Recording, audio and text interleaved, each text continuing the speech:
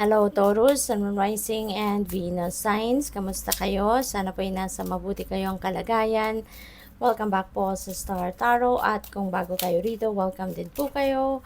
Please subscribe, like, share my videos and leave me a comment kung nakaresonate po kayo. Thank you. So first message ni Taurus is uncertainty. The shades of gray within the fog will eventually lift.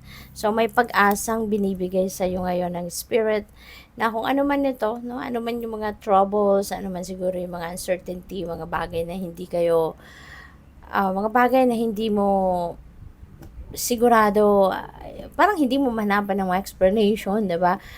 Yan din ay ano, at nagko-cause sa inyo ng disturbance or nagko-cause sa inyo ng worries, don't worry about them. Okay?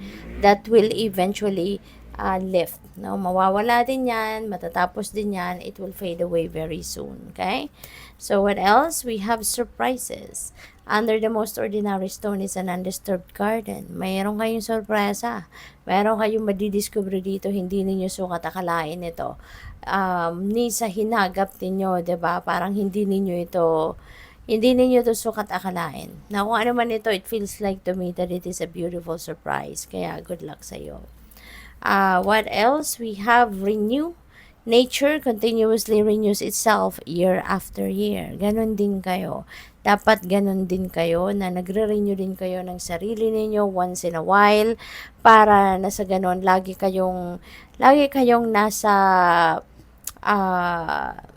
balanse para lagi kayong fresh, no? Fresh ang iniisip ninyo, fresh ang pakiramdam ninyo, fresh yung nasa damdamin ninyo, yung gano'n, ano? Kasi baka ang iba sa inyo nakakalimot, no? Na alagaan ng sarili, nakakalimot na ang tawag dito, nakakalimot na to focus on your well-being, 'di ba? To maintain your good health. Kaya ito, paalala ito sa inyo na once in a while, you also need to renew yourself. You also need to recharge, to refill your cup. Okay?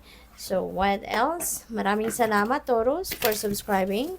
And if you haven't subscribed yet, subscribe na po kayo. And also, maraming salamat sa mga hindi nag-skip ng ads. Thank you po for your time and support. And kung gusto po ninyo mag-join sa membership, just click the join button po sa baba ng video. Thank you. At saka sa mga cross-watchers out there, hello po sa inyo. Roses Kiss, wow, napakaganda, no? Kasi meron ditong siguro love life na magsisimula. Parang romance is in the air, kumbaga, no? This is an exciting time, no? Sa buhay niyo, lalong-lalo na pagdating sa inyong usaping pag-ibig, usaping puso, no? Baka meron ditong manliligaw kung single ka pa, or baka ikaw ay nililigawan, or kung ikaw man ay nasa relationship na, maaari na meron ditong exciting na mga kaganapan. Baka meron kayong milestone na i-celebrate, o baka kayo ay papunta sa pagiging ang tawag dito, yung pagle-level up ba ng inyong commitment. Baka ito na yon ang time, no, na papasok na kayo sa ganong sitwasyon. We also have a burst of magic. Wow. So, parang meron dito mga miraculous moments, miraculous events, magical na mga pangyayari. This is really going to be, meron ako napipick up na serendipity, biglaan kayong merong dadating ang biglang swerte sa inyo, kaya magiging masayang-masaya kayo. Yun nga, miraculous events are coming your way. Kaya this is really beautiful time para sa iyo.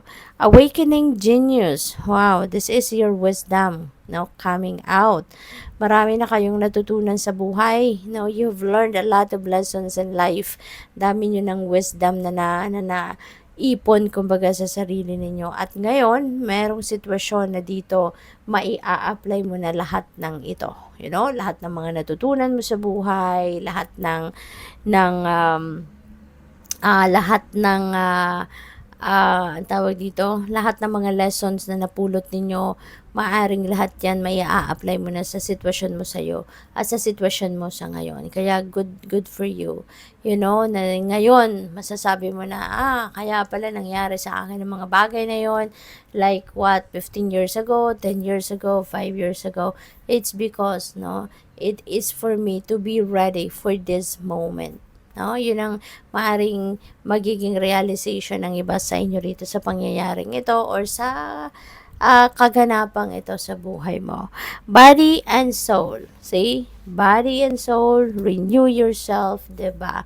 Nananawagan na ang universe sa'yo. Taurus, the spirit is calling on you na alagaan mo ang inyong sarili.